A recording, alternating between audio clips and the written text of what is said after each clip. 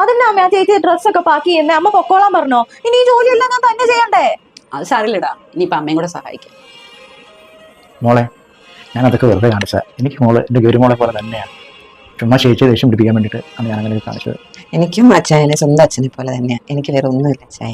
എല്ലാവരും എനിക്ക് എൻ്റെ സ്വന്തം വീട്ടുകാരായിട്ടാണ് ഞാൻ കണ്ടിരിക്കുന്നത്. ഓക്കെ, ഞാൻ ഇടയ്ക്ക് വിളിക്കാം. ഞാൻ ആയിക്കോട്ടെ അച്ഛൻ. ശരി.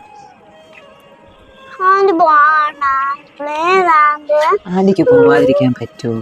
ആന്റിയുടെ ജോലി കഴിയുമ്പോൾ ആന്റിക്ക് പോയല്ലേ പറ്റുള്ളൂ. അതല്ല ആന്റിയുടെ ജോലി. ആന്റിക്ക് എന്നും ഇവിടെ നിൽക്കാൻ പറ്റുമോ മക്കളെ? ആന്റി വരാല്ലോ. കുഞ്ഞ് വിളിച്ച ആന്റി ഓടി വരും കേട്ടോ. കരയണ്ട കേട്ടോ.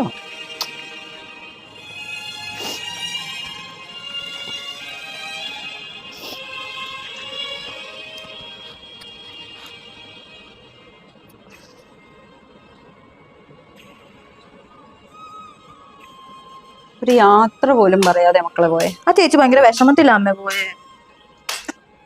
ഒന്ന് വിളിച്ചു നോക്കട്ടെ. ആ വിളിക്ക്. ആ